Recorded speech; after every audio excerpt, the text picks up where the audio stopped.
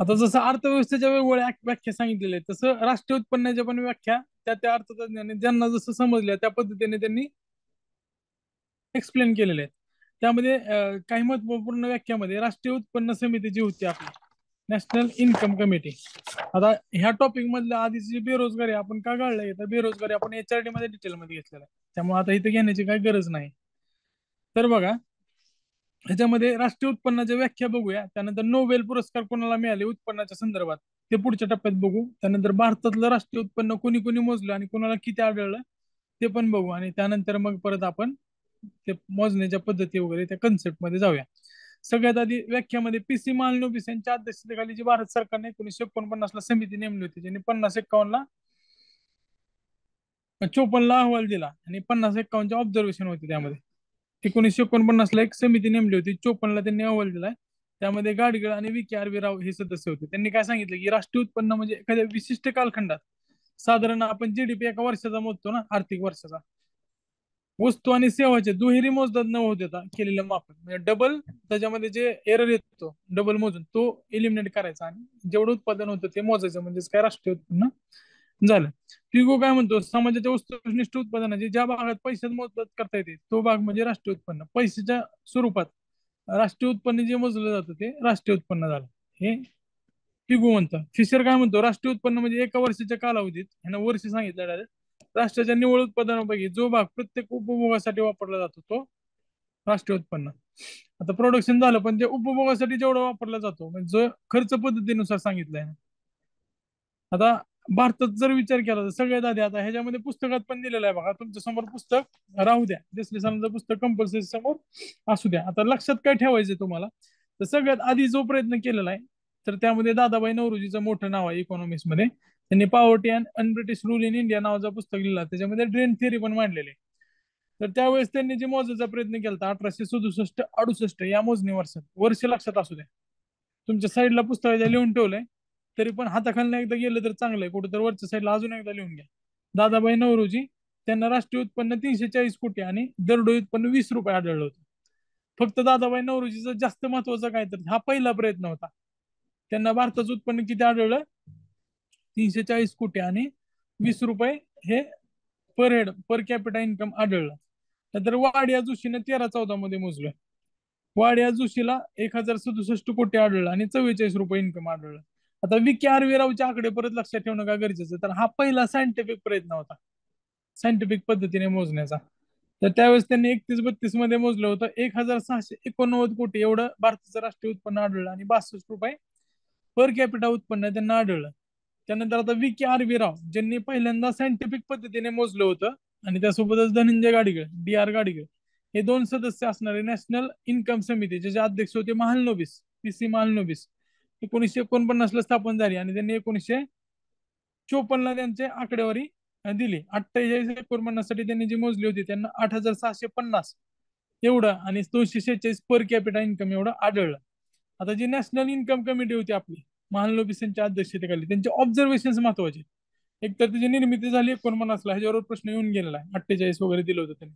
1949 ला त्यांची निर्मिती झाली आणि 54 ला त्यांनी अहवाल दिला. सदस्य दोन्ही महत्वाचे, DR गाडी आणि दुसरे VK राव, हे दोन सदस्य लक्षात ठेवायचे. आता त्यांचे ऑब्झर्वेशन काय आहेत बघा.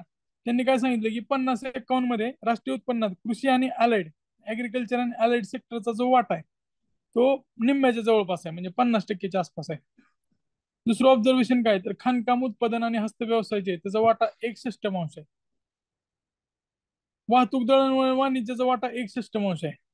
त्यानंतर सेवा क्षेत्राचा 1/3 आहे. म्हणजे ह्या दोन गोष्टी तुम्हाला लक्षात येतील की आज पण जवळपास प्रायमरी सेक्टर 50% आणि सर्व्हिस सेक्टर 30% पेक्षा वर आहे, तर 1/3 एवढा सर्व्हिस सेक्टर आहे आणि 1/2 म्हणजे हाफ एवढा वाटा कशाचा आहे, कृषी आणि अलाइडचा. त्यामध्ये कृषी आलं, फिशरी फॉरेस्ट्री आलं आणि मायनिंग आलं. ऍग्री फॉरेस्ट्री फिशरी आणि मायनिंग हे लक्षात ठेवा. त्यानंतर त्यांनी काय सांगितलं की शासकीय क्षेत्राचा वाटा 7.6%. आपण GDP मध्ये वाटा 10%च्या आसपास जायचा विचार करतो दरवेळेस गव्हर्नमेंटचा, तर त्यावेळेस किती होता, 7.6%. हा आकडा सुद्धा महत्वाचा आहे लक्षात ठेवणं. किती आहे, 7.6%. आता त्यांना किती आढळलेलं आहे उत्पन्न, आता त्याच्यामध्ये एरर कमी जास्त केलेले आहे त्यांनी, परत एरर काढून 8,700 कोटीच्या आसपास सांगितलेलं आहे. दरडोई उत्पन्न त्यांनी 255 सांगितलेलं आहे. परत अंतिम केलं त्याने, अंतिम ज्यावेळेस अहवाल केलं त्यावेळेस 8,750 आणि 246 एरर काढला सायंटिफिक पद्धतीने, त्यामुळे 246 लक्षात ठेवा. अंतिम आकड्यानुसार किती पर कॅपिटा इन्कम 246, आणि आपल्या देशाचं इन्कम किती सांगितलं त्यांनी, जीडीपी 8,650. हे दोन्ही लक्षात असू द्या. मग तुम्ही लक्षात कुठले कुठले ठेवायचे आकडे, पहिल्यांदा दादाबाईचं लक्षात ठेवायचंय, त्यांना VKRV रावचं लक्षात ठेवायचं, आणि राष्ट्रीय उत्पन्न समितीचे आकडे लक्षात ठेवायचे.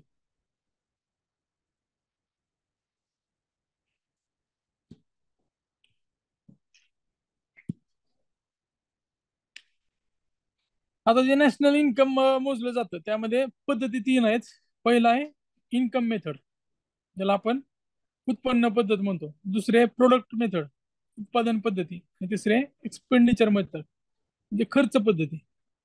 आता पहिली जी पद्धत आहे इन्कम मेथड, आता ह्याच्यामध्ये सगळ्याच्या वेगवेगळ्या कन्सेप्ट आहेत. आपल्याला सुरुवातीला कन्सेप्ट शिकणं गरजेचं आहे, त्यासाठी मी एक डायग्राम दिले इथं. थोडक्यात शिकूया आपण की एखादं प्रोडक्शन होतं किंवा उत्पन्न घेतलं जातं ते कशा पद्धतीने होतं. समोर आकृती दिसत असेल तुम्हाला सगळ्यांना,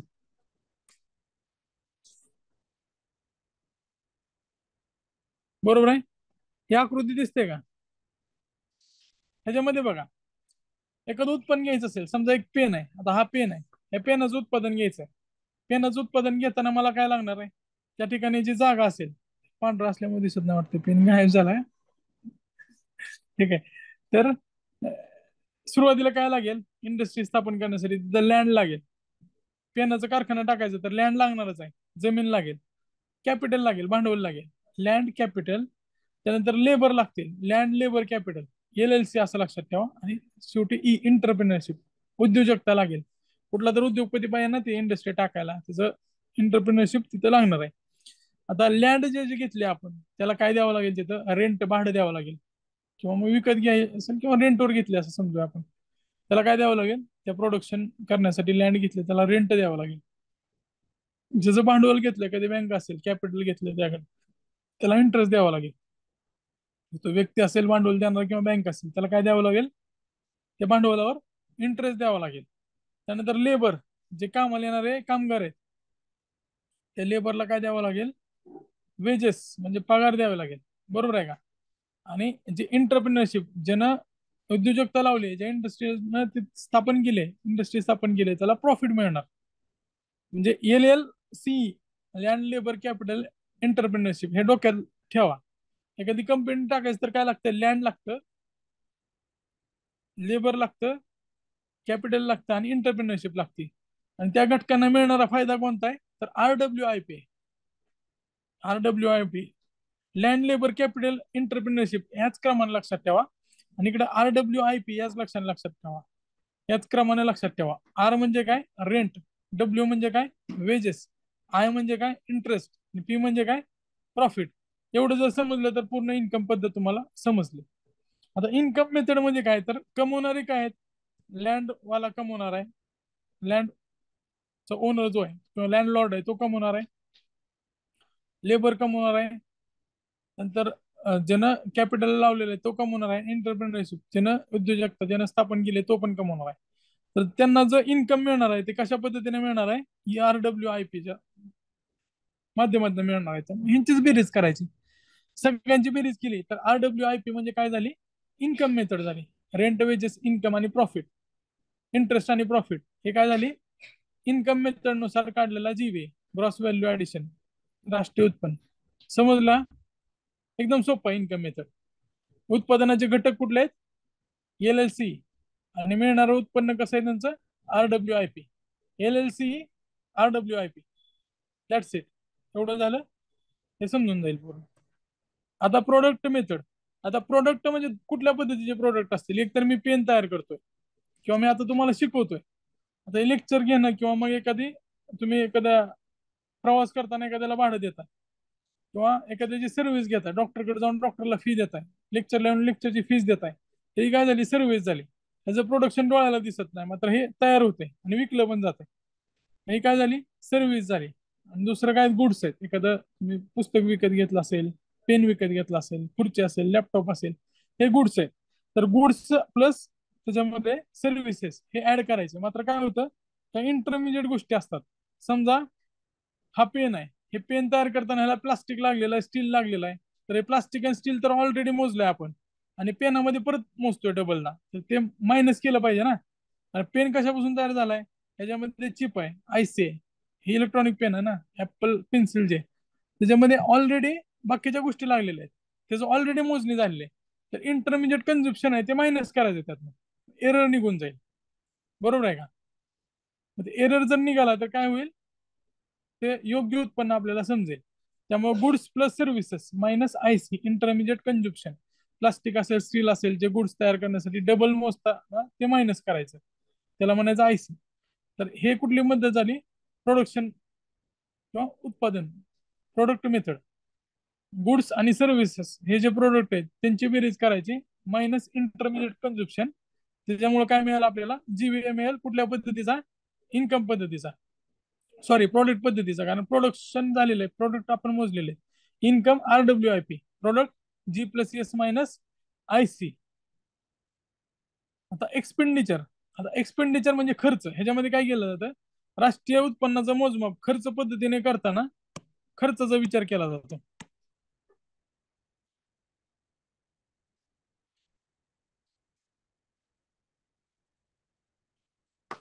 आता यामध्ये खर्च कशा पद्धतीने असतो बघा. तर अंतिम वस्तू आणि सेवा विकत घेण्यासाठी लोकांनी किती खर्च केला. आता खर्च करणारे कोण कोण आहे, तर पहिलं गव्हर्नमेंट खर्च करतं, आपण स्वतः इंडिव्हिज्युअल खर्च करतो. हा, बरोबर आहे का? तर त्याच्यामध्ये बघा, कन्झप्शन म्हणजे काय, तर आपण केलेला खर्च. आय मध्ये इन्व्हेस्टमेंट येते. आता CIG इन्व्हेस्टमेंट म्हणजे काय, तर एखाद्या गोष्टीत इन्व्हेस्ट केलंय. समजा तुम्ही खर्च केला ना, LIC मध्ये इन्व्हेस्ट केलंय, किंवा कुठल्या तर बँकेत तुम्ही इन्व्हेस्ट केले पैसे, एखाद्या शेअर्स मध्ये इन्व्हेस्ट केले, ते खर्च नाहीत केले, मात्र इन्व्हेस्ट केलेले. उत्पन्नाचा एक भाग तुम्ही खर्च करताय, म्हणजे त्याला कन्झप्शन मध्ये घ्यायचं. दुसरा भाग सेव्हिंग करताय, त्याला इन्व्हेस्टमेंट मध्ये घ्यायचं, आय मध्ये घ्यायचं. आता CI झालं, आता हे वैयक्तिक लेवलवर झालं, कुटुंब असेल, एखादी फर्म असेल, व्यक्ती असेल, ते इंडिव्हिज्युअल लेवलला कन्झप्शन पण झालं, इन्व्हेस्टमेंट पण झालं.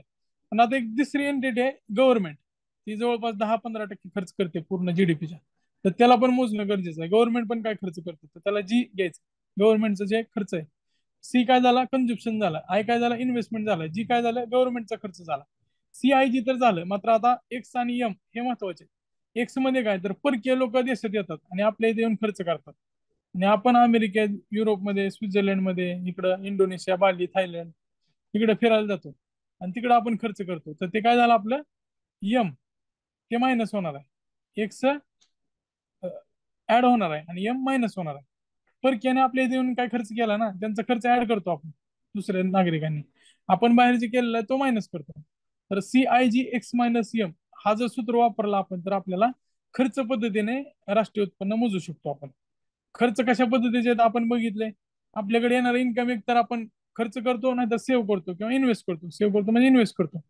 तर C+I, सगळ्यात मोठा एक घटक खर्च करणारा गव्हर्नमेंट आहे. त्यामुळे C+I+G घेतलं. एक्स मायनस एम का घेतलं, तर आपण दुसऱ्या देशात, दुसऱ्याने आपल्या देशात येऊन जे खर्च केलाय, परक्याने आपल्याला खर्च केला, त्याला आपण एक्सपोर्ट एक्स घेतलेला आहे. आणि आपण दुसऱ्या देशात जाऊन घालवलेला आहे, त्याला एम इम्पोर्ट, तिथनं ही वस्तू घेऊन आलो ना आपण, त्यामुळे त्याला मायनस एम केलं. एक्स मायनस एमचा जर फॅक्टर त्यामध्ये ऍड केला, तर ते काय झालं, आपल्याला खर्च पद्धतीने मिळालेला नॅशनल इन्कम झालं. आता यात तर काय अडचण नाही ना.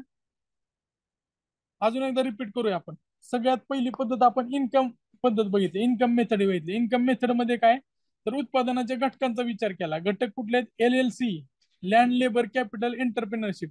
LLC काय करते, तर रेंट वेजेस इन्कम आणि प्रॉफिट, सॉरी इंटरेस्ट आणि प्रॉफिट, रेंट वेजेस इंटरेस्ट आणि प्रॉफिट या पद्धतीने कमवते.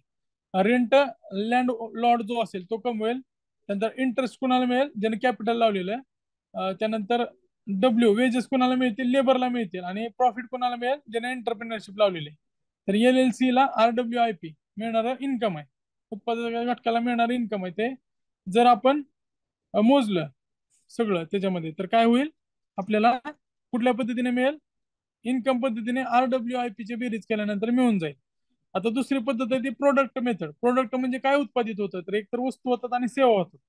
पण वस्तू उत्पादित होताना किंवा सेवा उत्पादित होताना काही गोष्टी डबल मोजल्या जाऊ शकतात. जसं पेन उत्पादन करायचं असेल तर त्यामध्ये आपण प्लास्टिक आणि स्टील म्हणजे चिप असेल, इलेक्ट्रॉनिक पेन असेल तर त्याला डबल दाम असतो. किंवा एखादी ब्रेड तयार करायचं असेल तर ब्रेड मध्ये ऑलरेडी आपण त्याच्यासाठी लागणारा जो मैदा असेल, साखर असेल, कलर असेल किंवा ज्याला इस्ट लागतो हे ऑलरेडी मोजलेलं आहे ना, ते डबल मोजतो ब्रेड मध्ये पण. तर ते इंटरमिजिएट कन्झम्पशन आहे, ते डबल मोजलेलं मायनस करून टाकायचं.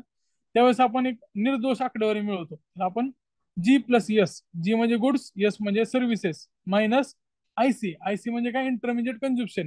म्हणजे ब्रेडसाठी आपण डबल वापरलेला गव्हाचा खर्च, त्या साखरेचा खर्च मायनस करतोय, पियानासाठीचा स्टीलचा खर्च, प्लास्टिकचा खर्च, चिपचा खर्च मायनस करतोय, आणि त्यातून निर्देश आकडेवारी मिळवतोय. ती कुठल्या पद्धतीची झाली, product method. G+S minus IC, हे प्रोडक्ट मेथड फिक्स झालं.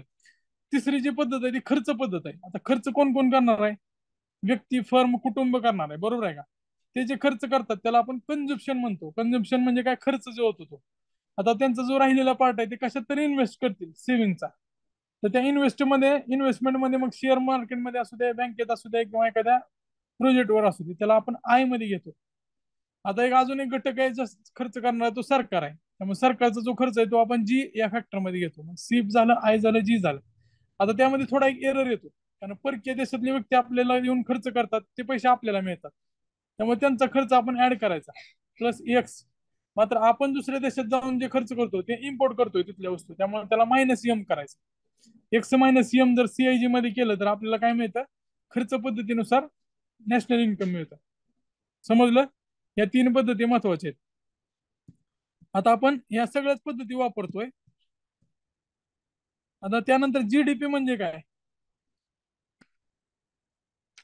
ह्याच्या आधी आहे ना एक कन्सेप्ट राहिले थांबून.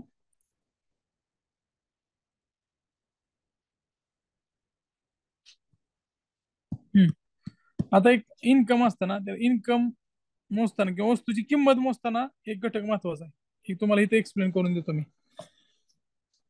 जे देसले सरांचं पुस्तक आहे त्याच्यामध्ये 11वी एडिशन असेल तर 25 नंबरच्या पेजवर त्यांनी एक उदाहरण दिलं होतं ब्रेडचं. आपण पण ब्रेडच घेऊया, तुम्हाला लक्षात राहायला सोपं आहे. आता पुण्यामध्ये पुना बेकरी फेमस आहे, त्याचंच उदाहरण घेऊया आपण. पुना बेकरी. पुना बेकरी काय करते, ब्रेड तयार करते. तर ब्रेड तयार करायला त्याला पण LLC लागणार आहे, लँड लेबर कॅपिटल एंटरप्रिनरशिप, बरोबर आहे का. हा, LLC लागणार आहे. तर जे फॅक्टर आहेत, फॅक्टर काय आहेत त्या ब्रेड तयार करणारे, लँड लेबर कॅपिटल आणि एंटरप्रिनरशिप, हेच फॅक्टर आहेत. त्या फॅक्टरसाठी जो खर्च लागतो त्याला म्हणायचं फॅक्टर कॉस्ट. फॅक्टरसाठी जो कॉस्ट लागतो त्याला फॅक्टर कॉस्ट म्हणतो आपण. कच्चा माल पण त्यामध्ये येतो. तर जी फॅक्टर कॉस्ट असते, समजा त्याची कॉस्ट आपण बघूया, सरांनी दिलेल्याच किमती आपण घेऊया तुम्हाला कन्फ्युजन होऊ नये म्हणून. तर त्यांनी काय सांगितलंय फॅक्टर कॉस्ट, एकच मिनिट.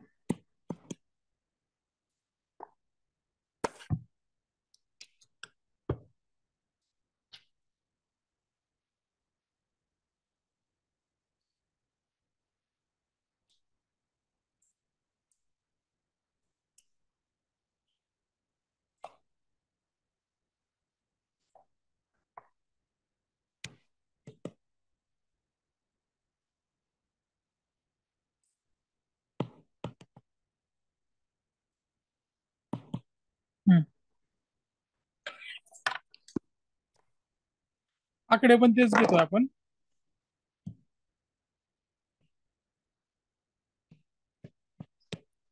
20 रुपये सांगितलं या ब्रेडची कॉस्ट.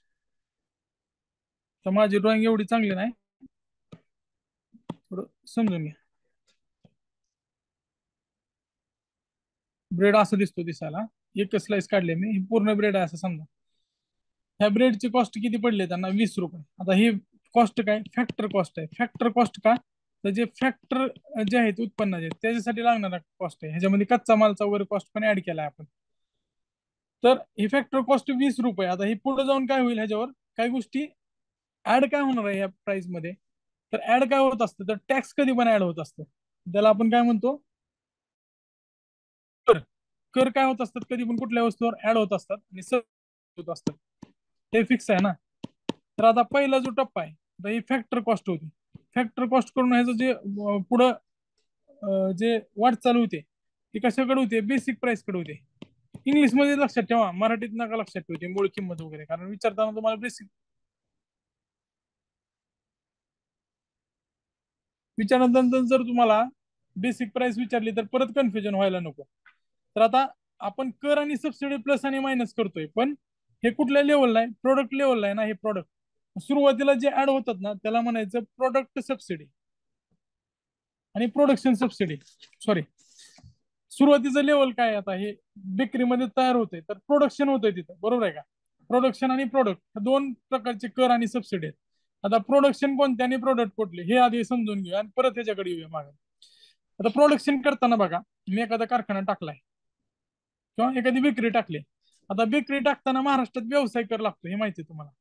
म्हणजे ती मी बेकरी आहे ना, समजा दिवसाला 1000 ब्रेड तयार करू द्या, तर मी 10 लाख ब्रेड तयार करू द्या, मला जे व्यवसाय कर आहे तो 2500 रुपये, 12,500 करायचं चालू आहे, पण तेवढंच लागणार आहे.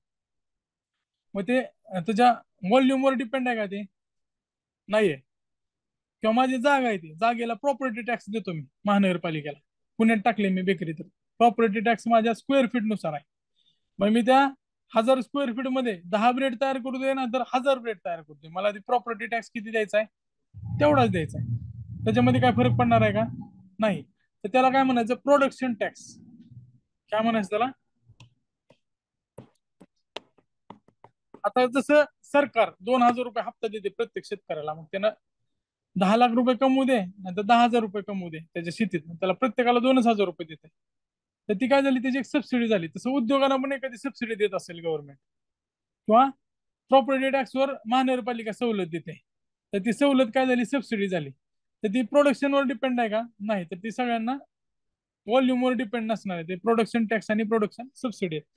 त्याच्यामध्ये बघा इथं लिस्ट दिली आहे सरांनी, प्रोडक्शन टॅक्स आणि सबसिडी कोणती? रेल्वे असेल, कृषी अनुदान असेल, लघु उद्योग अनुदान असेल. सबसिडी कोणती? तर जमीन महसूल, स्टॅम्प, नोंदणी शुल्क, व्यावसायिक कर, उत्पादन जीएसटी, हे सगळं असेल ते व्हॉल्यूमवर डिपेंड नसतं.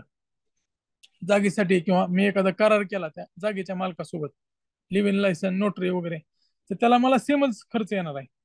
तर ती काय झाली? सुरुवातीची कर झाला तो सगळ्यांना सारखा असतो, स्टॅम्प ड्युटी वगैरे. सबसिडी पण ती सारखी असते. मग कर ऍड केला आणि सबसिडी मायनस केली तर पहिल्या टप्प्यात जे असते प्रोडक्शनच्या टप्प्यात होत आहे ना हे, त्यामुळे नावावरनं लक्षात ठेवा, प्रोडक्शन टॅक्स ऍड होतात, सबसिडी मायनस होते. आणि जी फॅक्टर कॉस्ट नंतर प्राइस मिळते तर ती कुठली मिळते? Basic price. समजा 6 रुपये कर ऍड झाला आणि 2 रुपये कर सबसिडी मायनस झाली, तर ऍड किती होतील याच्यात? इफेक्टिव्हली 4 रुपये ऍड होतील, बरोबर आहे का? माझी बेसिक प्राइस किती झाली? 24 रुपये झाली. ही झाली बेसिक प्राइस. आता बेसिक प्राइस कडनं आपल्याला मार्केट प्राइस कडे जायचं. आता मार्केट प्राइस नंतर काय झालं की आता इथनं पुढचा प्रवास कुठला होतोय माझा? मार्केट प्राइस कडे होतोय. मार्केट प्राइस वर पण पुढे काय कर म्हणजे टॅक्स आणि सबसिडी ऍड होणार आहे. टॅक्स आणि सबसिडी आहेत, बरोबर आहे का? आता इथं जी टॅक्स आणि सबसिडी ऍड होती ती प्रोडक्ट नुसार होती. प्रोडक्टची जी किंमत त्यानुसार टॅक्स म्हणजे आता जीएसटी असेल, तर हे काय झाली? प्रोडक्टच्या किमतीनुसार आहे. समजा 10 रुपयाचं ब्रेड असेल तर त्याला 18% लागेल, किंवा जी असेल ती 5% असेल तर 5%. जर समजा 100 रुपयाचं ब्रेड असेल तर 5 रुपये लागेल. 1000 रुपयाचं असेल ती वस्तू तर ती वाढणार, 50 रुपये लागणार. ते प्रोडक्ट टॅक्स आणि सबसिडी त्याच्या व्हॉल्यूमवर डिपेंड असते. समजलं? रिवाइंड करायचं एकदा. फॅक्टरला जी खर्च येतो त्याला फॅक्टर कॉस्ट म्हणायचं. फॅक्टर कॉस्टला जे प्रोडक्शन टॅक्स ऍड होतं आणि सबसिडी मायनस होते त्याने त्याची किंमत मिळते ती बेसिक मिळते किंमत, बेसिक प्राइस. बेसिक प्राइस कडनं आपण आता जातोय मार्केट प्राइस कडे. आणि बेसिक प्राइस वर जे प्रोडक्ट टॅक्स आणि प्रोडक्ट सबसिडी लागतात प्लस मायनस होऊन काय मिळते आपल्याला पुढच्या टप्प्यात? मार्केट प्राइस मिळते. मार्केट प्राइस मिळवण्यासाठी मग जीएसटी सारख्या गोष्टी असतील, सर्व्हिस टॅक्स असतील, सेल टॅक्स असेल, एक्साइज टॅक्स ड्युटी असेल, हे त्याच्या प्रोडक्ट किती उत्पादन घेतो आपण त्याच्यावर डिपेंड आहे. आणि आता त्याच्यामध्ये सबसिडी दिली जाते. आता बघा, मी जर वीज वापरली, समजा माझा लघु उद्योग आहे, तुमच्या घरात पण बघा, जर तुम्ही कमी वीज वापरत असाल तर सबसिडी देतं गव्हर्नमेंट, 3 रुपयानं वगैरे भेटते. आणि लघु उद्योगाला पण सबसिडी दिली जाते, तर ते वापरावरच डिपेंड आहे ना. तर मला अशी काय तर सबसिडी मिळाली. आता हे जीएसटी वगैरे सगळ्या गोष्टी आहेत. आता ह्यांच्यासारखं जाणं आपण, समजा हे 10 रुपये मिळाले आणि 2 रुपये मला सबसिडी मिळाली परत विजेवर वगैरे, तर 10 आणि 2 त्यांच्या एवढीच किंमत जर आणायची असेल तर किती करावं लागेल आपल्याला? बरं, इथं 8 आणि 2 करतो मी, म्हणजे 6 ऍड होतील, बरोबर. 8 रुपये जीएसटी लागलं मला. जीएसटी असेल, सर्व्हिस टॅक्स असेल, त्यानंतर एक्साइज ड्युटी असेल, कस्टम ड्युटी असेल, हे सगळं जर ऍड केलं तर 8 रुपये, आणि मायनस किती झाले, 2 रुपये मला विजेवर वगैरे सबसिडी दिलेली आहे. तर 8 - 2 किती झालं, 6 रुपये एका ब्रेडसाठी काढतो आपण. तर हे 6 रुपये ऍड झाले, आणि 6 रुपये ऍड झाले ही 30 रुपये काय झाली ह्याची मार्केट प्राइस झाली. तर प्रवास कसा झाला त्याचा, फॅक्टर, मूळ जे गोष्टी लागतात, म्हणजे घटक, जे मूल्य आहे, घटकांसाठी जो येणारा खर्च आहे, LLC प्लस कच्च्या मालासाठी, तर काय झाला तो घटक मूल्य किंमत झाली, त्याची फॅक्टर कॉस्ट झाली. नंतर बेसिक काढण्यासाठी त्याला प्रोडक्शन टॅक्स ऍड करावं लागतील, प्रोडक्शन सबसिडी मायनस करावं लागतील. मग काय मिळणार आपल्याला, बेसिक प्राइस. बेसिक प्राइस किती झाली त्याची, 6 रुपये ऍड केले आणि 2 रुपये मायनस केले, तर किती झाली, 24 रुपये झाली. त्याच्यानंतर परत त्याच्यामध्ये आपल्याला GST असेल, कस्टम असेल, सर्व्हिस असेल, एक्साइज ड्युटी असेल, हे सगळ्या प्रोडक्ट टॅक्स आहेत ते ऍड केले. आणि प्रोडक्ट सबसिडी, मला इंधनावर वगैरे सबसिडी मिळते, ते 2 रुपये जर मायनस केले तर किती झाले, 30 रुपये झाले. तर 30 रुपये काय झाले त्याची मार्केट प्राइस झाली. जरी बेळ 20 रुपयाची असली तर या सगळ्या प्रोसेस मधून जाऊन ती किती रुपयाला होते, 30 रुपयाला होते. आता ह्याची जी गंमत आहे ती आपल्याला पुढे बघायला मिळेल. आता ही गोष्टी तुम्हाला पुढे लागणार आहे. आता बघा 27 नंबरच्या पेजवर सरांनी एक्सप्लेन केलं. आता हे कायमचं लक्षात राहिलं ना तुमच्या, ब्रेड लक्षात आणायचा, फॅक्टर, बेसिक आणि मार्केट, ह्या तिन्ही गोष्टी तुमच्या लक्षात राहिल्या. तर आधीच्या काळात आपण जानेवारी 2015 पासून राष्ट्रीय उत्पन्न मोजणीमध्ये नवीन पद्धतीचा वापर केलेला आहे. ह्याच्या आधी आपण फॅक्टर कॉस्ट मोजायचो, त्यामुळे आपल्याला तो ब्रेड 20 रुपयाचा मोजावा लागायचा, त्यामुळे आपली जो GDP आहे तो कमी भरायचा. त्यानंतर आपण काय केलं, 2015 नंतर जो GDP आहे तो कॉन्स्टंट मार्केट प्राइसला मोजायला सुरुवात केली, त्यामुळे आता 30 रुपयाचा मोजतोय आपण, त्यामुळे आपला GDP फुगलेला दिसेल वापर, बरोबर आहे का. मात्र ही जी मोजणी आहे ती आंतरराष्ट्रीय पद्धतीत बसणार आहे. IMF असेल किंवा जे आंतरराष्ट्रीय संस्था आहेत ते त्याच पद्धतीने मोजतात, मात्र आपण फॅक्टर कॉस्टवर मोजत होतो. त्यामुळं आपण आता नवीन पद्धत सुद्धा स्वीकारली 2015 पासून. ते कुठले सुधारले, मार्केट प्राइस नुसार आपण GVA मोजतोय, बरोबर आहे का, मार्केट प्राइस मोजतोय, त्यामुळे आपला GDP जास्त भरतोय. आधी 15च्या आत आपण फॅक्टर कॉस्ट नुसार मोजत होतो, आता आपण मार्केट प्राइस नुसार मोजतोय. आधारभूत वर्ष आता 11-12 आपण स्वीकारलेला आहे. आता ह्याच्यामध्ये बघा, क्षेत्रीय GDP जो असतो मात्र, तर तो क्षेत्रीय GDP मोजताना आपण फॅक्टर पद्धतीनेच मोजतोय का, ते व्यवस्थित लक्ष देऊन ऐका, एकदा समजलं तर कधीच विसरणार नाही. आता क्षेत्रीय म्हणजे काय, सेक्टरल GDP आपल्याला काय मोजायचं आहे, तर प्रायमरी सेक्टर, ऍग्रिकल्चर अलाइड सेक्टरला किती कमवत आहेत, सेकंडरी सेक्टर किती कमवते आणि टर्शरी सेक्टर किती कमवते, ह्याची तुलना करायची आपल्याला, तर कुठं वापरायचं नाही. मात्र प्रायमरी सेक्टरची वस्तू बघा तुम्ही, शेतकऱ्याचं उत्पन्न, शेतीचा माल, शेतमाल, ह्याच्यावर GST आहे का, टॅक्स नाहीच भरायचं, त्यामुळे त्याचं फॅक्टर कॉस्ट आणि मार्केट प्राइस मध्ये काय फरक पडत नाही.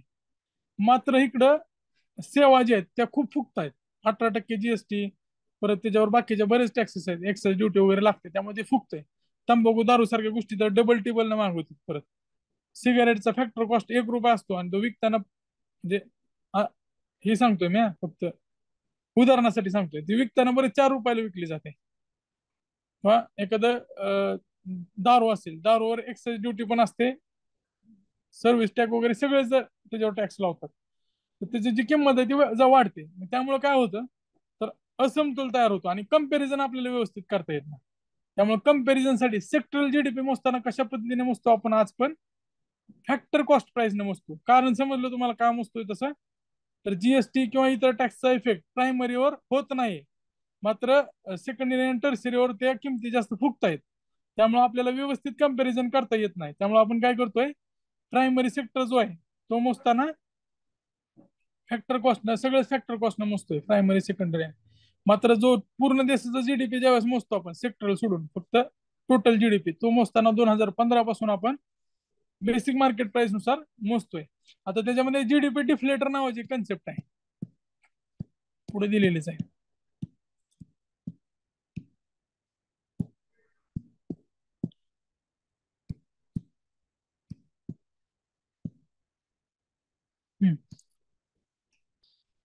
आता नॉमिनल GDP म्हणजे काय, आता समजा तो ब्रेड आहे, ब्रेड आहे ना, आपण 2020 मध्ये मोजला, तो 30 रुपयाला होता. हा, आणि पुन्हा विक्रीच एक विचारात घेऊया, एक गाव आहे, त्या गावाचा GDP मोजायचा आपल्याला, देशाचा विचार करा नाही, देशाचा विचार केला तर समजणार पण नाही. एक गाव आहे, त्या गावात फक्त एकच आहे का उद्योग आहे, बेकरी आहे, आणि ती बेकरी 100 ब्रेड तयार करते, त्या ब्रेडची किंमत किती आहे, 30 रुपये. तर त्या गावाचा जो GDP असेल ते 30 × 100 किती होणार आहे, 3000 रुपये होणार आहे. सिंपल आहे. 2020 मध्ये त्याचा जीडीपी कसा होता? 3,000 होता. त्या गावानं काय केलं पुढच्या वेळेस, म्हणजे ज्यावेळेस तुम्ही 2024चा जीडीपी मोजायला जाताय तिथं, त्या गावाच्या ब्रेडमध्ये त्यांनी 100च ब्रेड तयार केले. त्यावेळेस ब्रेडची किंमत 40 रुपये झाली होती. आणि त्या गावाचा जीडीपी किती भरला मग? 4,000. त्या गावाच्या जीडीपी मध्ये वृद्धी झाली आहे का? महागाई फक्त वाढली, आणि महागाईचा इफेक्ट त्याच्यावर झालेला आहे. ते महागाईचा इफेक्ट काढायचा असेल तर आपल्याला nominal divided by real GDP काढावं लागेल. मग रिअल जीडीपी मध्ये काय केलं जातं, तर 2020-21चा एक बेंचमार्क पकडला जातो, किंवा मग किमती 2015 साठी आपण पकडले, किंवा 2011-12 बेस प्राइस पकडले.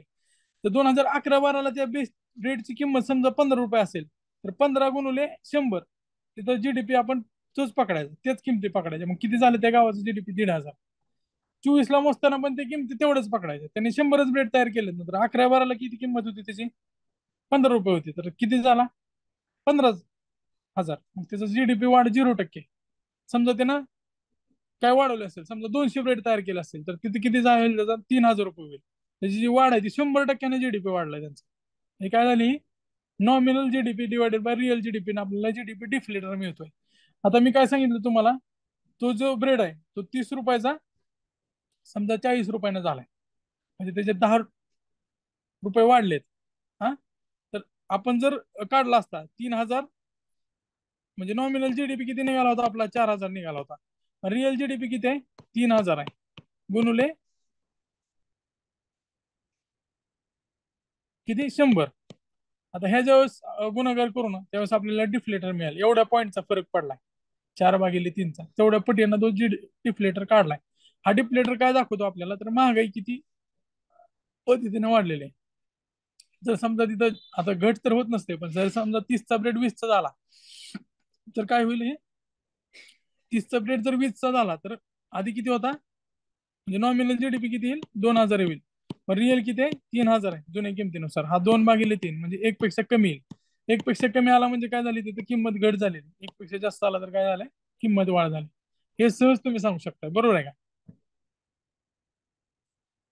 आता त्यानंतर एक त्याच्या आधीच्या काही कन्सेप्ट राहिले त्या बघूया. आता जीडीपी जीएनपी ह्याच्यामध्ये काय फरक आहे? ह्याच्यावर बऱ्याच वेळा कन्फ्युजन थोड्या थोड्या गोष्टीवर होतो. ज्या गोष्टीवर कन्फ्युजन होतंय त्याच गोष्टी मी फक्त क्लिअर करतोय. आता GDP, gross domestic product, domestic म्हणजे घरगुती, ह्याच्यामध्ये देशाचा नकाशा समोर आणायचा. जीडीपी जिथं शब्द येईल तिथं देशाचा नकाशा समोर आणायचा. आणि अजून एक कन्सेप्ट आहे इकॉनॉमिक टेरिटरी, म्हणजे आर्थिक प्रक्षेत्र. इकॉनॉमिक टेरिटरीमध्ये काय येतं? आपला देशाची सीमा तर येतेच, त्यासोबतच आपल्या एअर इंडियाचं जहाज असेल, किंवा मग आपल्या शिपिंग कॉर्पोरेशन ऑफ इंडिया असेल, किंवा मग आपल्या अदानी अंबानीचे जहाज आहेत शिपिंग मध्ये, ते पण आहेत. त्यांचे जहाज जर इंग्लंडला गेले असतील, इकडे अमेरिकेला गेले असतील, इकडे पनामा बिनामा कुठं पण असू दे ते जगात, त्यांच्यावर जो माल आहे आणि ते जे कमवतात ते सुद्धा आपलंच प्रक्षेत्र मोजलं जातं. त्याला इकॉनॉमिक टेरिटरी म्हणतात. किंवा एअर इंडियाचं विमान आहे, स्पाइस जेटचं विमान आहे, ते कुठं आहे? समजा आफ्रिकेतल्या कुठल्या तर देशात आहे, आणि ते काय तर कमवत आहे, तर आपल्या देशातलं जे एम्बेसीज आहेत ते सुद्धा वेगवेगळ्या जगात आहेत. मग आपल्या देशाचा एरिया तर आहेच, त्यासोबतच आपले जे दूतावास आहेत म्हणजे एम्बेसीज आहेत, त्यासोबतच आपले जे जहाज आहेत, आपले जे विमान आहेत, हे सगळे आर्थिक क्षेत्रात येत आहेत. आपल्या जॉग्राफिकल किंवा आपल्या ज्या पॉलिटिकल टेरिटरीमध्ये नाहीत ते, मात्र ते आपल्या इकॉनॉमिकल टेरिटरीमध्ये आहेत.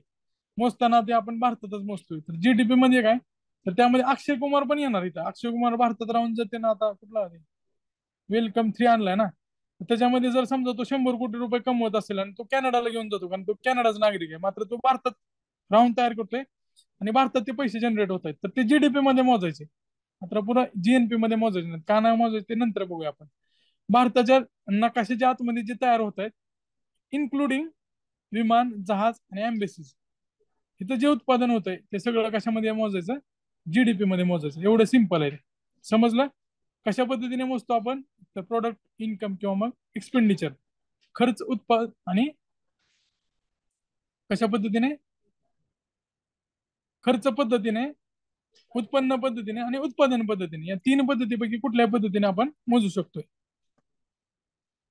तर आता जीएनपी, नॅशनल जिथं शब्द होतो ना तिथं सिटिझनशिप महत्वाची असते.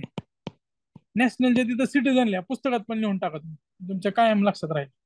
नॅशनल जिथं शब्द आलाय ना तिथं सिटीजन हा शब्द लिहून टाका. कारण जीएनपी साठी सिटीजन हा शब्द महत्वाचा आहे. आता बघा, सावित्री जिंदाल असेल किंवा नवीन जिंदाल असेल, त्यांचं घर लंडन मध्ये सगळ्यात श्रीमंत व्यक्ती भारतीय आहे. आणि भारतामध्ये आपल्या देशप्रमाणे सगळ्यात जास्त पिक्चर काढणारा अक्षय कुमार, तो कॅनडाचा नागरिक आहे, तर तो सिटीजन नाही आपला. जर समजा जिंदाल तिथं राहून 1,000 कोटी रुपये कमवत असेल, आणि आपल्या इथं अक्षय कुमार इथं राहून 1,500, कमीच कमवतो, फक्त उदाहरण सांगतो, समजा ती 500 कोटी रुपये कमवत असेल, जिंदाल 1,000 कोटी रुपये कमवतोय. आता जीएनपी काढताना काय करायचं माहितीये का, त्याच्यामध्ये जीडीपी म्हणणं, हा जीडीपी तर निघाला आपला, जीडीपी समजा आपला 1,000 कोटी आहे, समजा फक्त, मग आपण 10,000 कोटी पकडूया.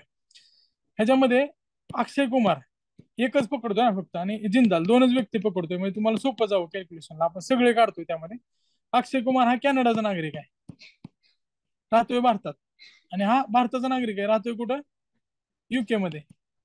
आता अक्षय कुमारला समजा 50 कोटी कमवले, आणि जिंदालनं 100 कोटी रुपये कमवले, तर जिंदालचे जे पैसे असतील, इथं उलट झालेले ह्याला एक्स मायनस एम करा, ठीक आहे. आता अक्षय कुमार काय करणार आहे, 50 रुपये पाठवणार आहे तिकडं. मग हे इकडे लिहून घेतो, म्हणजे तुम्हाला कॅल्क्युलेशनला सोपं जाईल.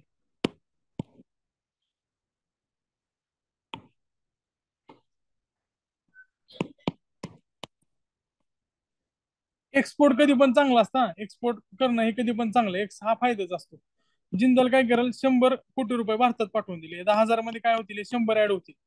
मात्र अक्षय कुमार काय करेल, त्याचा जो टॅक्स आहे 50 कोटीवरचा, कुठल्या सरकारला भरेल, कॅनडा सरकारला, कारण कॅनडाचा तो नागरिकत्व, वजा 50 झालं, तर ह्याच्यामध्ये किती ऍड होतील, आपल्या 50 कोटी रुपये ऍड होतील. मग आपला जीएनपी हा जीडीपी पेक्षा जर चांगला आहे, तर ह्याचा अर्थ काय, तर भारताचे नागरिक दुसऱ्या देशात जास्त पैसे कमवत आहेत, आपल्याकडनं कमी ड्रेन होतोय. सध्या आपलं तसं चांगलंच आहे, आपण त्याला काहीतरी एक शब्द असतो, डायस्पोरा, अजून एक काहीतरी शब्द आहे त्यामध्ये, जिकडनं पैसे इकडे येतात, मला एक्झॅक्टली रिमिटन्सेस. तर रिमिटन्सेस जर जास्त मिळत असतील आणि आपण कमी पाठवत असेल, जर तो पॉझिटिव्ह असेल, तर आपला काय होईल, जीएनपी जास्त भरेल जीडीपी पेक्षा. तर जीएनपी मध्ये काय असतं, एक्स मायनस एम असतं. एक्स म्हणजे काय, तर जिंदाल लक्षात ठेवायचा, एम म्हणजे काय, अक्षय कुमार लक्षात ठेवायचं, तुम्हाला कन्सेप्ट क्लिअर होतील. आता नेट नॅशनल प्रोडक्ट आहे, म्हणजे त्याच्यामध्ये नेट नॅशनल प्रोडक्ट मध्ये ग्रॉस म्हणजे काय असतं, तर डोबल सगळं असतं. नेट मध्ये काय असतं, तर डिप्रेशिएशन मायनस केलं जातं. आता समजा आपल्याकडे पुण्यामध्ये असल्या त्या एसी बस पळवत आहेत ते, विमाननगरला, हडपसरला. आता ते बस आहे, ते लाखोची, आता त्याच्यामध्ये आपण डिटेलमध्ये जायचं नाही, पण प्रॉफिटचा जर विचार केला, तर त्याच्यामध्ये एसी आणि ह्याच्या एक लिमिट कमी आहे, बरोबर आहे का, इलेक्ट्रॉनिक आहे, इलेक्ट्रॉनिक गाड्या लवकर खराब होतात.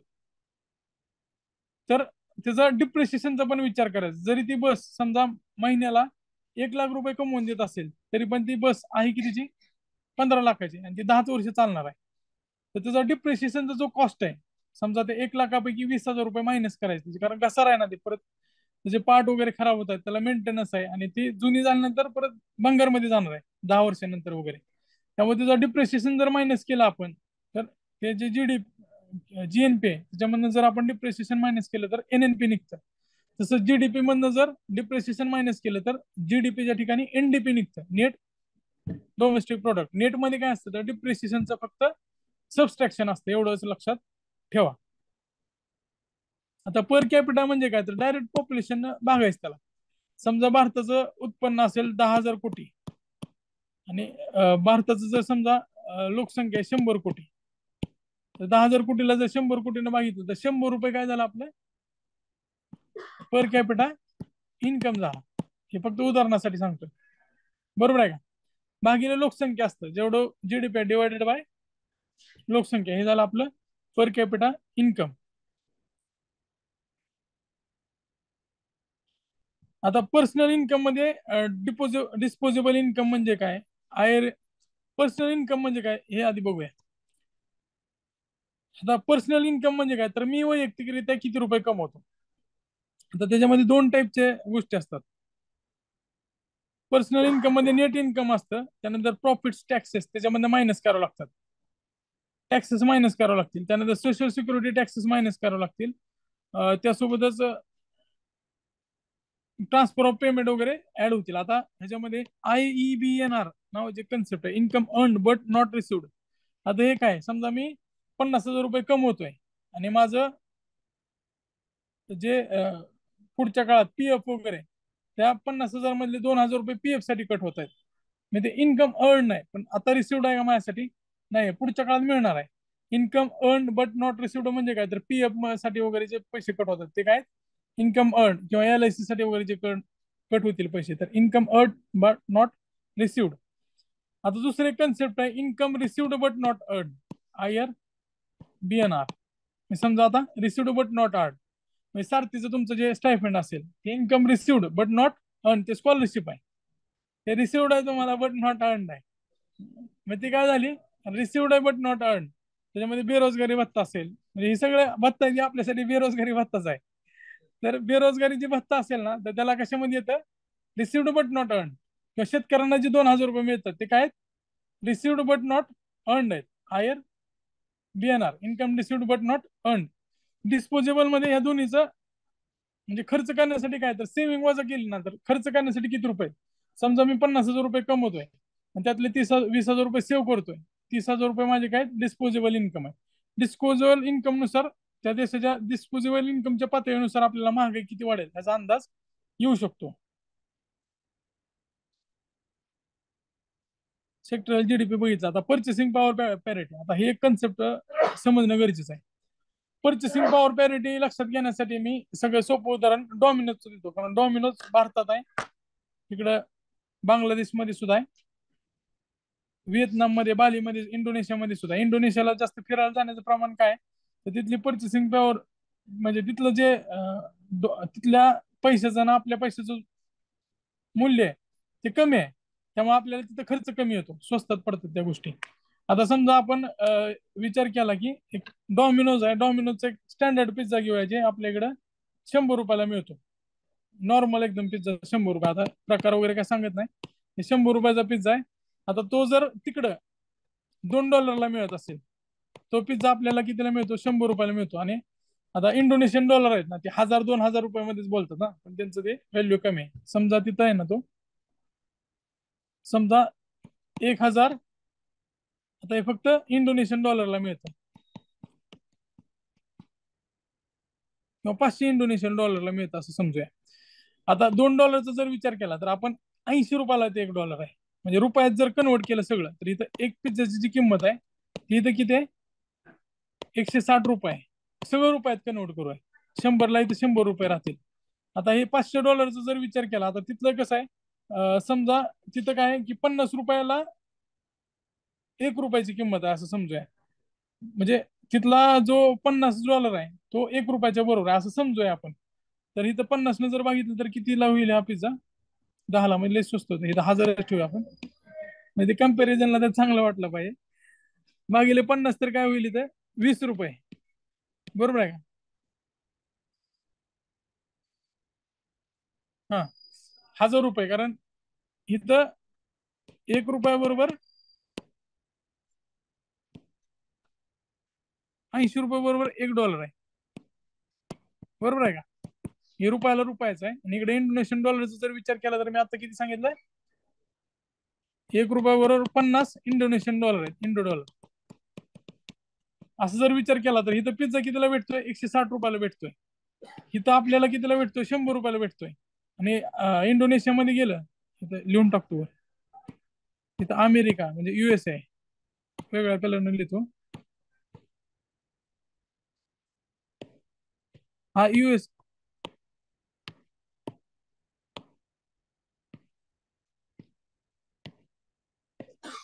हा पिझ्झा आहे तो USA मधला आहे, हा भारताचा आहे, आणि इंडोनेशियाचा आहे. हे डॉमिनोजचं काय उदाहरण घेतलं, कारण डॉमिनोज सगळीकडे स्टँडर्ड एकच पद्धत वापरते, ते चीज वगैरे टाकताना ते ग्रॅम मध्ये वजन करून टाकते, सॉस पण तेवढंच असतं त्यांचं, त्यामुळं बाकीच्या ह्याच्यामध्ये तर काय फरक नाही. USA मध्ये तो पिझ्झा कितीला मिळतोय, 160ला मिळतोय. भारतात कितीला मिळतोय, 100 रुपयाला मिळतोय. आणि इंडोनेशियामध्ये कितीला मिळतोय, 20 रुपयाला मिळतोय.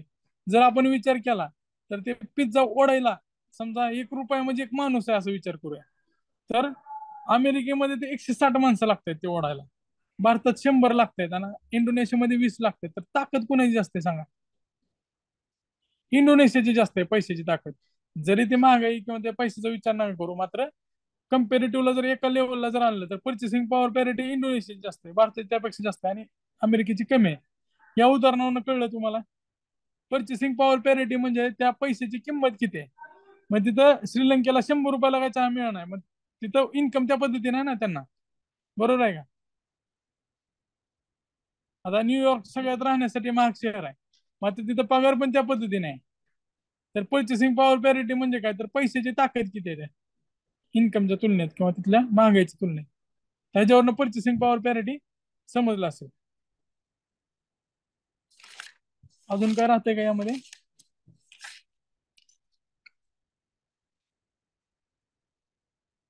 हा, पर्चेसिंग पॉवर पॅरिटीचं सूत्र काय पीपीपीचं, तर पीएफ आपण पीडी. आता पीएफ साठी एक बास्केट तयार केलं जातं, त्या फॉरेन देशाची पर्चेसिंग पॉवर पॅरिटी किती आहे आणि आपली किती आहे त्याचं पर्चेसिंग पॉवर पॅरिटी मध्ये काढलं जातं. समजा ह्यांची पॅरिटी असेल 1 आणि आपली असेल 2, तर आपली किती झाली 0.5 पर्चेसिंग पॉवर पॅरिटी कंपॅरिझन. तर त्या त्या देशासोबत असतं. फक्त फॉर्म्युला लक्षात ठेवा, कन्सेप्ट लक्षात राहिली असेल आता तुमची. आता आपण डायरेक्ट जाऊया ग्रीन जीडीपी कडे.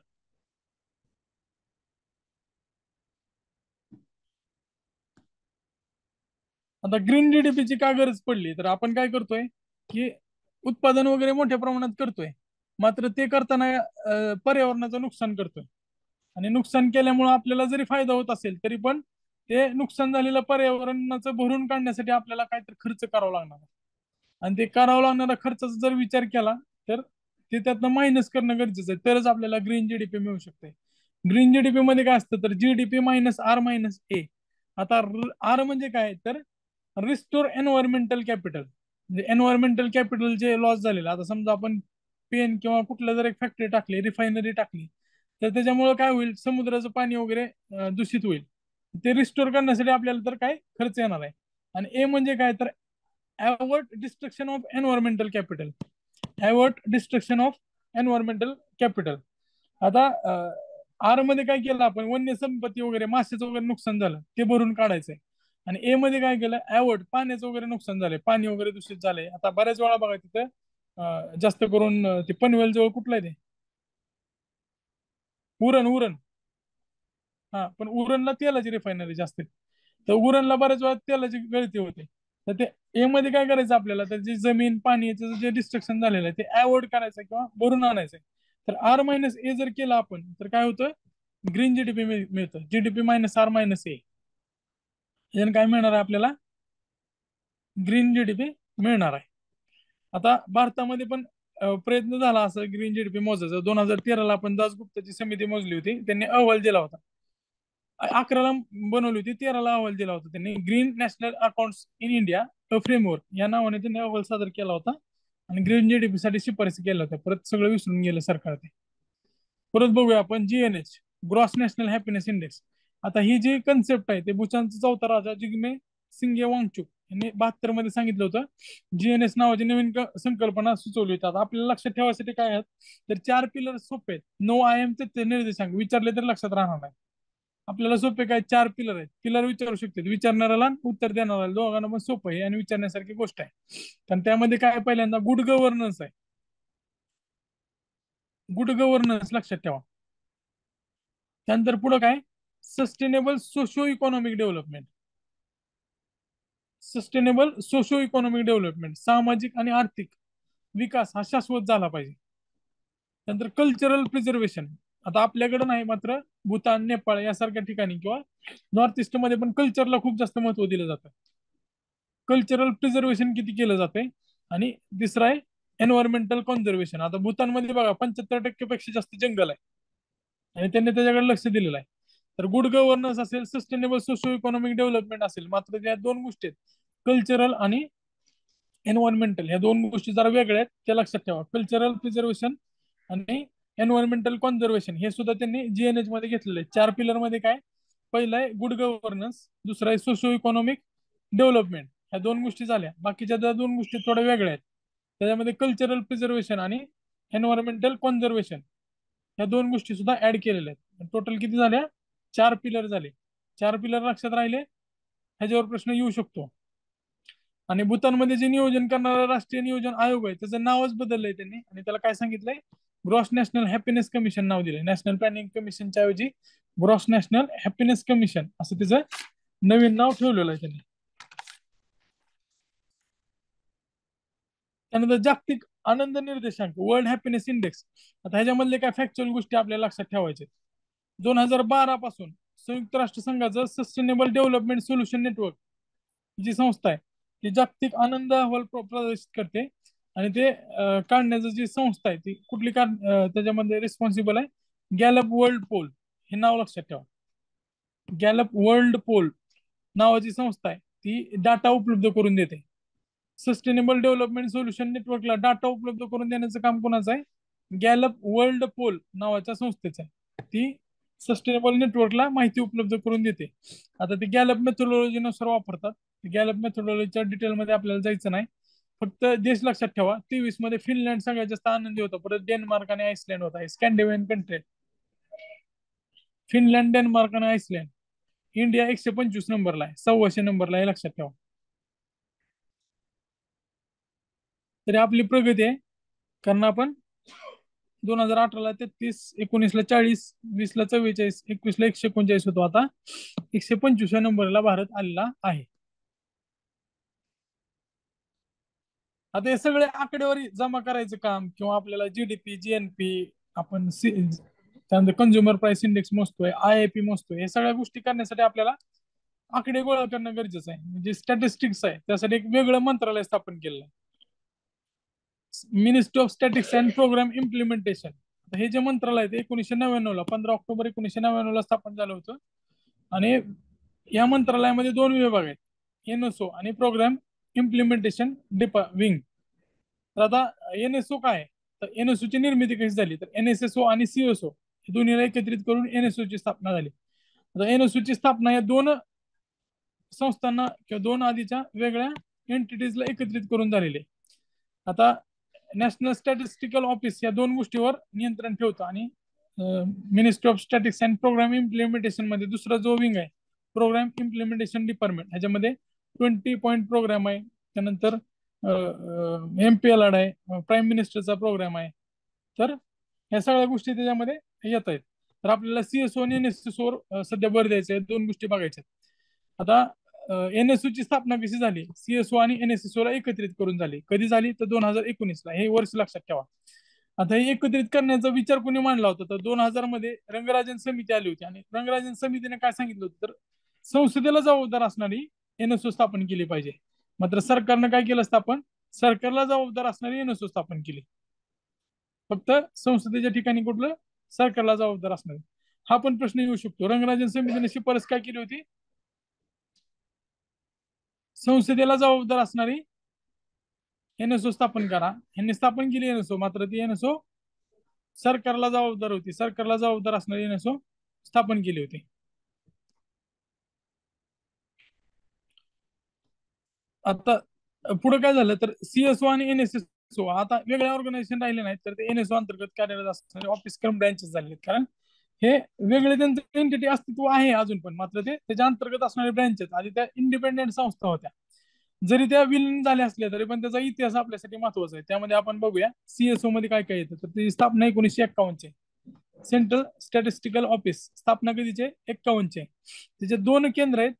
आता ह्याच्या स्थापना कशासाठी झाली असेल, तर केंद्रीय मंत्रालय आणि राज्य शासन ह्याच्यामध्ये स्टॅटिस्टिकल अँगलवर कोऑर्डिनेशन ठेवण्यासाठी सीएसओ ची स्थापना झाली होती. त्याचं नवी दिल्लीला एक कॉम्प्युटर सेंटर आहे, आणि कोलकात्याला इंडस्ट्रियल सेंटर आहे. कोलकात्याला इंडस्ट्रियल सेंटर आणि नवी दिल्लीला कॉम्प्युटर सेंटर. हे लक्षात ठेवा, नवी दिल्लीवरून सगळ्या गोष्टी ऑपरेट होतात, आणि इंडस्ट्रियलायझेशन सुरुवात कोलकात्यापासून झालेली आहे. बरेच गिरण्या वगैरे आठवत आहे ना, सगळ्या गिरण्या पहिल्या ज्या आहेत त्या कोलकात्यामध्येच आहेत. साखरेपासून सगळ्या गोष्टी असतात त्या कोलकात्यामधूनच आहेत. तर कोलकात्याला औद्योगिक सांख्यिकी केंद्र आहे, आणि नवी दिल्लीला संगणक केंद्र आहे. हे लक्षात राहू द्या. सीएसओ चे कार्य काय, तर ह्याच्यामध्ये कुठले कुठले निर्देशांक काढतं, हे ह्याच्यावर सुद्धा प्रश्न येऊ शकतो सीएसओ. त्याच्या बाजूला लिहून घ्या जीडीपी, इथं आहेच लिहिलेलं आहे, पण पुस्तकात पण लिहा GDP, IIP, CPI consumer production price index, consumer price index, आणि त्यानंतर कन्झ्युमर प्राइस इंडेक्स म्हणजे ग्राहक किंमत निर्देशांक आपण पुढे बघणार आहोत. त्यानंतर औद्योगिक सर्वेक्षण, इंडस्ट्रियल सर्वे, हे सगळं कोण करतं? सीएसओ करतं. त्यासोबत सांख्यिकी माने आणि राष्ट्रीय लेखे तयार करणं, ते लागू करणं. आयपी आणि सीपीआय मोजायचं काम सुद्धा करतं. त्यासोबत आकडेवारी, प्रशिक्षण, आंतरराष्ट्रीय सहकार्य, औद्योगिक वर्गीकरण, हे सगळ्या गोष्टी बोलबच्चन ते लक्षात राहतील. मात्र जीडीपी, आयपी, सीपीआय आणि औद्योगिक सर्वेक्षण करण्याचं काम कोणाकडे आहे? सीएसओ कडे आहे. National sample survey office, CSO, आणि दुसरं काय?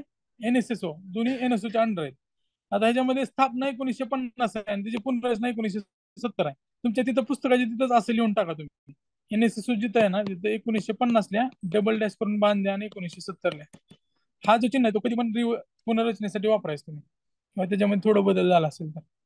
1950ला स्थापना, 1970ला पुनर्रचना आहे. सीएसओ 1951ची. सीएसओ पेक्षा जुनी एनएसएसओ आहे. आता एनएसएसओ कशासाठी असेल तर आर्थिक सामाजिक नियोजन आखणे, नियोजनातील धोरणे आखणे आणि राष्ट्रीय पातळीवर नमुना सर्वेक्षण तयार करणे, त्यासाठी त्याची स्थापना करण्यात आलेली आहे.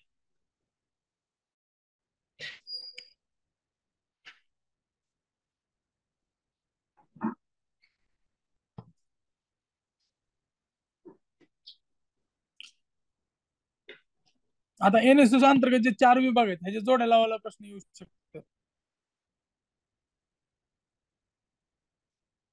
आता बघा, दिल्ली हे आपल्या राजधानी ठिकाण आहे, त्यामुळे तिथं फील्ड ऑपरेशन आणि कोऑर्डिनेशन हे कुठं असतील? दिल्लीत नसतील, ऑपरेशन आणि कोऑर्डिनेशन. आता कलकत्ता जे आहे ते सर्वे आणि डाटासाठी महत्वाचं आहे. सर्वे आणि डाटा प्रोसेसिंग, सर्वे आणि डाटा कुठे आहे? कलकत्त्याला, हे लक्षात ठेवा. फील्ड ऑपरेशन आणि कोऑर्डिनेशन हे नवी दिल्लीला आहे. राजधानी म्हणल्यावर कोऑर्डिनेशन तिथं असणार आहे. तर फील्ड आणि कोऑर्डिनेशन नवी दिल्लीला पुस्तकात तुम्ही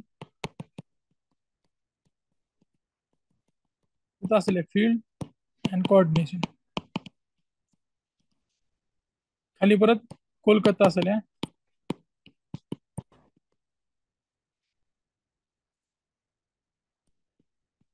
सर्वे अँड डाटा. म्हणजे प्रश्न आला तर चुकणार नाही, कन्फ्युजन नाही होणार.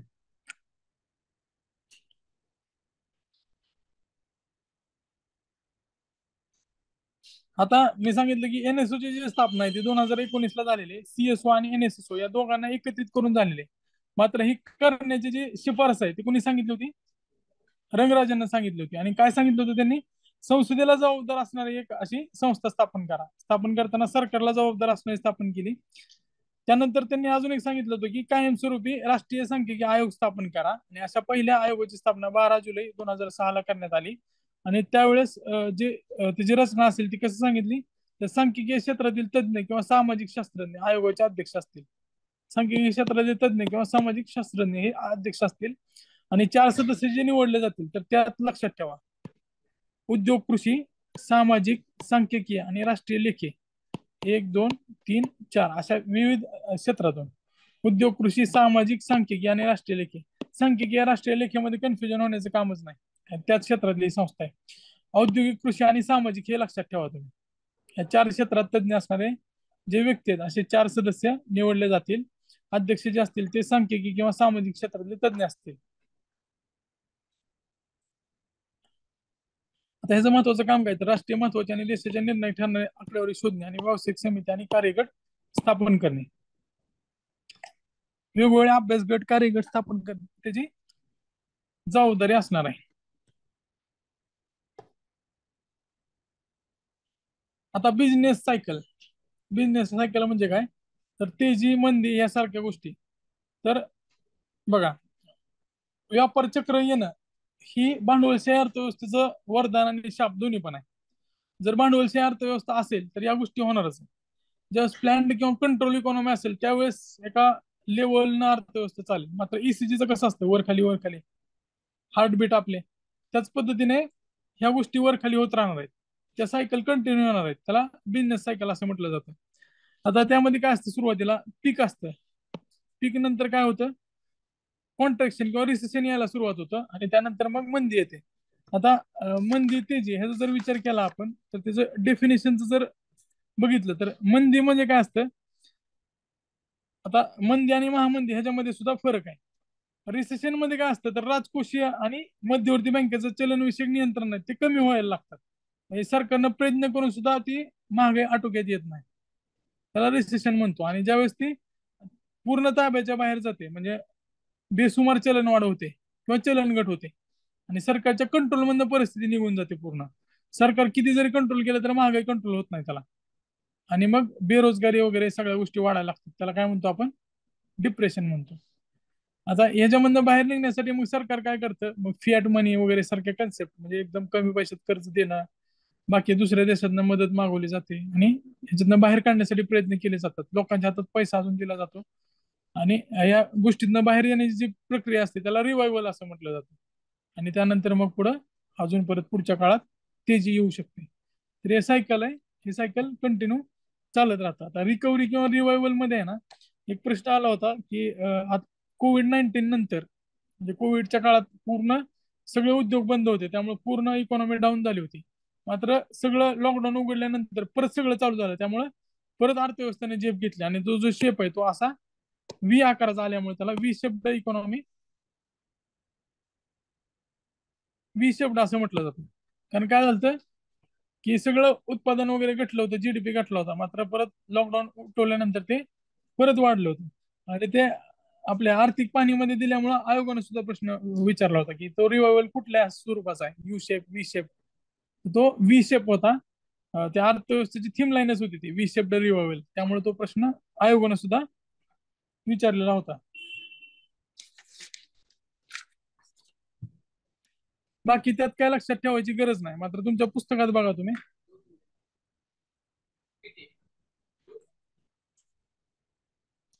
पुस्तकात पण बघा तुम्ही, त्याच्यामध्ये बघा 2020-21 मध्ये दाखवलेलं आहे.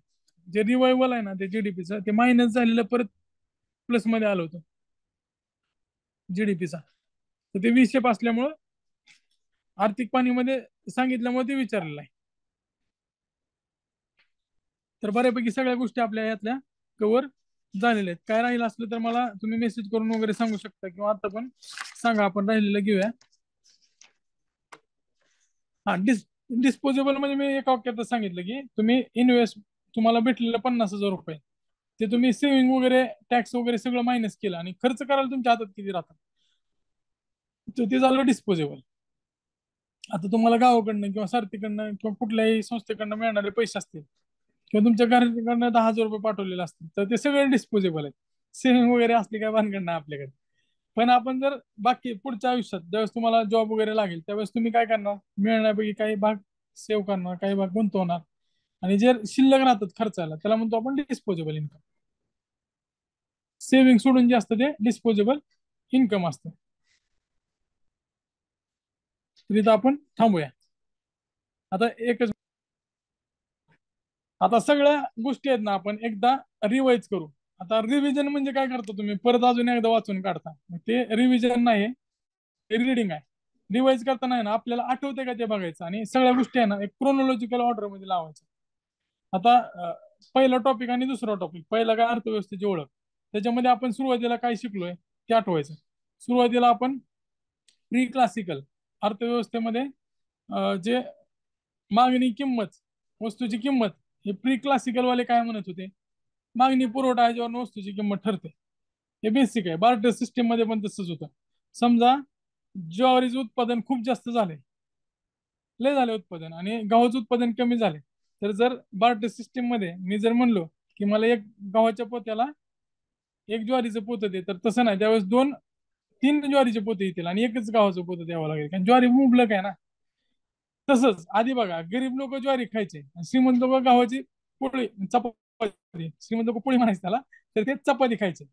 पण आज बघा गहू स्वस्त आहे आणि ज्वारी महाग आहे. आता श्रीमंत लोक काय करतात, ते भुश्याची बिस्किट खातात, जे कोंडा आपण टाकून देत होतो, बरोबर आहे का, ते टाकून द्यायचो ना चाळल्यानंतर. ज्वारी म्हणजे त्याचे पापड्या वगैरे बनवायचे, पण त्याचे बिस्किट असतील म्हणजे प्युअर मैद्याचे बिस्किट आहेत ते 5 रुपयाला येईल पार्लेचे, जे कोंड्याचं बिस्किट असेल ते 20 रुपये असेल. जे टाकून देतात जे न्यूट्रिशन नाही ना त्याच्यामध्ये जास्त, श्रीमंत लोक खाण्याची गोष्ट आहे. तर हे सगळ्या गोष्टी कशावर नाहीत, मागणी पुरवठ्यावर आहे, पण बाकीच्या गोष्टी पण त्यामध्ये अफेक्ट करतात. पण प्री क्लासिकल वाल्यांनी त्याचा विचार केलता का? फक्त मागणी पुरवठ्याचा विचार केलता, त्यामुळे त्याला प्री क्लासिकल असं म्हटलं जातं. त्याच्यानंतर आहे ना क्लासिकल इकॉनॉमिस्ट आले.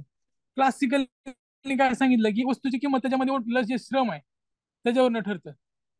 त्याच्यामध्ये तुम्ही जे श्रम ओतता त्याच्यावरनं त्या वस्तूची किंमत ठरतं असं त्यांनी सांगितलं होतं. की कुणाचं झालं? क्लासिकल इकॉनॉमिक्सचं मत झालं. त्याच्यानंतर पुढच्या टप्प्यात म्हणजे जॉन लॉक आला, त्यानं सोशल कॉन्ट्रॅक्ट थिअरी सांगितली. ऍडम स्मिथ होता, ऍडम स्मिथनं काय सांगितलं होतं? खर्च करा, आणि परत डेफिशिट फायनान्सिंग वगैरे त्यांनी सांगितले होते. जॉन लॉकनं सोशल कॉन्ट्रॅक्ट थिअरी सांगितली होती. नंतर कार्ल मार्क्स आला. कार्ल मार्क्स मग काय म्हणला की जे तुम्ही नफा कमवताय ते भांडवलदार जे कमवताय ते कामगाराच्या पिळवणुकीतनं कमवतात. तर ती थिअरी ऑफ सरप्लस व्हॅल्यू आहे. जी सरप्लस व्हॅल्यू आहे वस्तूची ती कोणातनं तयार होते? कामगाराच्या पिळवणुकीतनं तयार होते. तर ती थिअरी ऑफ सरप्लस व्हॅल्यू कोणी मांडली? कार्ल मार्क्सने मांडली. मार्क्स नंतर पुढे कोण आलाय? न्यू न्यू कुठली थिअरी? New classical theory. बरोबर आहे का?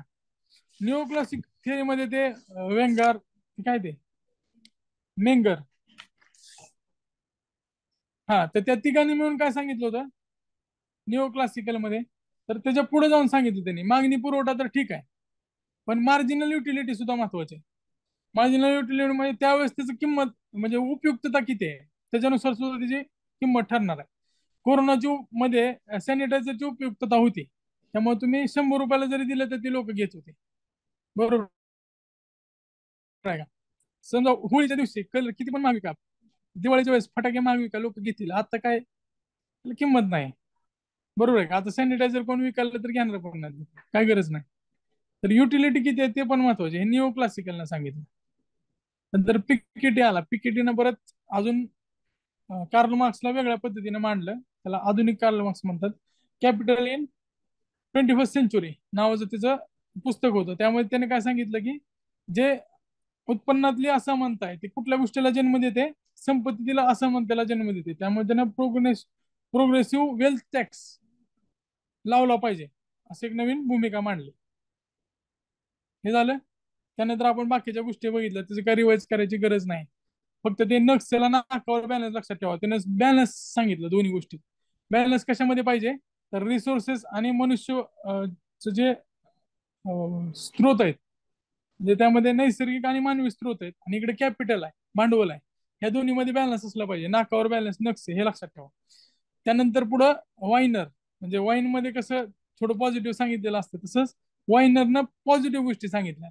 अविकसित देश म्हणजे असे देश की ज्याच्यामध्ये मजुरांचा मोठ्या प्रमाणात मुबलक प्रमाणात आहे, तिथं नैसर्गिक रिसोर्सेस आहेत, सगळ्या गोष्टी आहेत, मात्र त्याचा अजून पुढच्या काळात विकास करता येईल असं पॉझिटिव्ह अँगल सांगितलं, त्यामुळे त्याला वाईनर हे लक्षात ठेवा. त्यानंतर पुढे आहे रोडॉन. रोडॉन रोडवर धक्का, बिग पुश ऑन रोड हे लक्षात ठेवा. रोडॉन काय सांगितलं की एक मोठा धक्का दिला पाहिजे आणि अर्थव्यवस्थेला बाहेर काढलं पाहिजे. आता वर्गीकरणामध्ये एचडीआयचा वापर कोणी केला? युएनडीपीने केला. युएनडीपीने काय सांगितलं की 0.800 पेक्षा जास्त एचडीआय आहे तो अतिउच्च विकसित, आणि 0.500 पेक्षा कमी आहे तो अल्प विकसित. हे दोनच लक्षात ठेवा सध्यासाठी. परत पुढचे टप्पे पाठ करा. डब्ल्यूटीओने त्या देशावरच ठरलं की तुम्हीच सांगा तुम्ही विकसित का अविकसित. डब्ल्यूटीओ एकदम सिंपल आहे. त्याच्यानंतर आपण गिनीकडे गेलो. गिनीनं असमानता सांगितली होती. गिनीमध्ये महत्वाचं काय तर लॉरेन्स कर्व महत्वाचा आहे. गिनी विसरला तर लॉरेन्स आणि गिनी हे सख्य भाव असल्यासारखे, हे कायम लक्षात ठेवा. गिनी कोएफिशियंट मध्ये लॉरेन्सचा महत्वाचा रोल आहे, कारण ती कर्व कुठं मागे पुढे हलतो ना त्याच्यावर डिपेंड आहे. मी तुम्हाला उदाहरण सांगितलं की 100 लोक आहेत गावात, 100 लोकांकडे प्रत्येकी 1 एकर जमीन आहे, तर त्यावेळेस काय होईल? हा असा बरोबर कर्व 45 डिग्री मध्ये येईल. आणि 45 डिग्री मध्ये जर आला तर ए झिरो झाला. झिरोला कुठल्याही संख्येने जर मागितलं तर झिरो तयार होईल आणि असमानता झिरो असेल. गावात 100 लोक आहेत, 100 एकर जमीन आहे, प्रत्येकाकडे 1 एकर जमीन आहे, तर असमानता आहे का त्या गावात? अजिबात नाही, शून्य. पण असं प्रॅक्टिकली पॉसिबल नाही. जर त्या गावात एकाच व्यक्तीकडे समजा 50-50 एकर हे दोन व्यक्तीकडेच आहेत, गावचा पाटील आणि देशमुख जे पाटील आणि कुलकर्णी जे त्याच्याकडे सगळी मालमत्ता आहे, दोघांकडेच 50-50 एकर. गावाकडे काहीच नाही, सगळे मजूर काम करतात त्यांच्या गावात. तर ती पूर्ण असमानता झाली, म्हणजे एक्स्ट्रीम लेवलची असमानता असेल तिथं. गिनी कोएफिशियंट जो असेल तो 95-96 येईल. बरोबर आहे का? त्यानंतर एकाच व्यक्तीकडे असेल तर एक येईल डायरेक्ट. एकाच व्यक्तीकडे 100 एकर आहे बाकीकडे कोणाकडेच नाही, तर ती काय येईल गिनी कोएफिशियंट एक येणार डायरेक्ट. बरोबर आहे का? कारण तो शून्य होणार आणि ए प्लस बी पण शून्य होणार. शून्य भागिले शून्य किती झालं? शून्य भागिले शून्य किती झालं? एक होतं वाटतं. बघा बरं. झिरो भागिले झिरो बघा, सर्च करून बघा. झिरोच येईल. ह्याच्यामध्ये काय तरी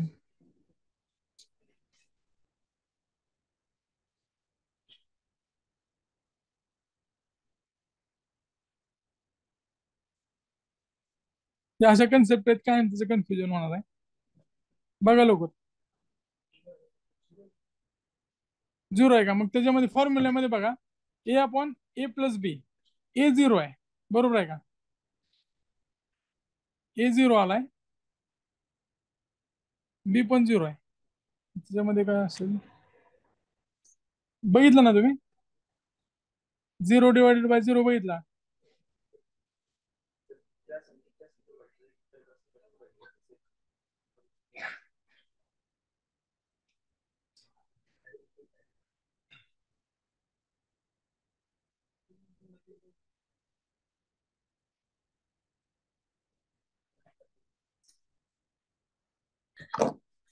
झिरो भागिले झिरो इन्फानाइट येतं,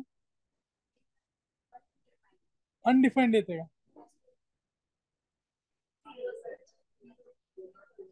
ठीक आहे.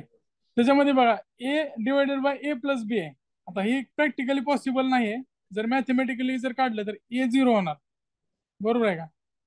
ए झिरो होणार divide by zero plus zero येईल, तर इनडिफायनाइट किंवा झिरो येते. मात्र ही कंडिशन अवेलेबल ह्याच्यामध्ये नसणार आहे जगात कुठं. मात्र जर एकाच व्यक्तीकडे 100% जर मालमत्ता असेल तर किती येणार आहे? एक येणार आहे. आणि सगळ्यांकडे एक एक एकर जमीन जर असेल आपल्या उदाहरणानुसार, तर असं म्हणतं किती येणार आहे? झिरो येणार आहे. तर एवढं लक्षात ठेवा. बाकी कॅल्क्युलेशन मध्ये गेलं तर तिथं आपलं गणित आहे, पण त्यावेळेस ते गिनीने म्हणून विचार केला नसेल. पण पुढे जाऊया आपण आता. गिनी नंतर आपण दोन अजून असमानता निर्देशांक बघितले. एक क्विंटल बघितला. क्विंटाईल मध्ये काय, तर 20% श्रीमंत भागिले 20% गरीब, ह्याला काय क्विंटाईल असमानता म्हणतो आपण.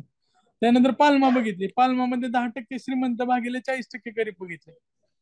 पाल्मा श्रीमंत कधी पण वर, गरीब कधी पण खाली ठेवायचे कॅल्क्युलेशन करताना.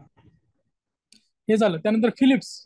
फिलिप्सनं त्याची फिलॉसॉफी मांडली की तुम्ही जर महागाई हे चालत्या स्वरूपात ठेवली तर मग त्या रोजगाराला चांगली असते आणि रोजगार चांगल्या बेरोजगारी कमी होऊ शकते. त्यावेळेस त्याने कसं सांगितलं की समजा 5 रुपयाचा पेन आहे, तो जर 7 रुपयाला झाला तर वरचे 2 रुपये तो इंटरेस्ट काय करेल, त्याची म्हणजे प्लांट आहे तो वाढवण्यात लावेल आणि रोजगार जास्त उपलब्ध होईल. मात्र तो 5चा 50 झाला तर तो अप्लाय रूल होत नाही. हे लक्षात ठेवा. चालणारी जी हे आहे महागाई, ती बेरोजगारी कमी करण्यासाठी उपकारक आहे. हे फिलिप्सनं मांडलं होतं. त्यानंतर आपण हे बघितलं सगळं.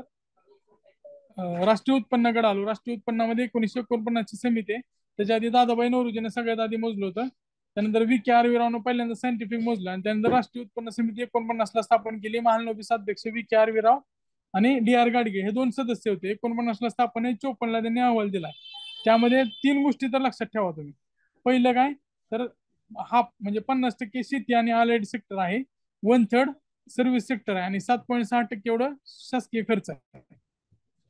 त्यानंतर ते जे आकडेवारी आहे ते डॉट लक्षात असणं गरजेचं आहे.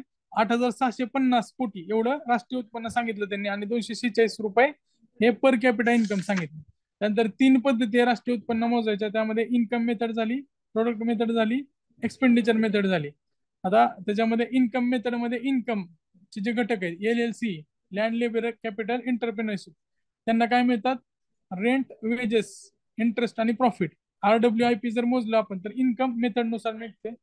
नंतर प्रॉडक्ट मेथडचा जर विचार केला तर goods plus services, G+S minus IC intermediate consumption, हे जर मायनस केलं तर आपल्याला प्रोडक्ट मेथड नुसार निघतंय.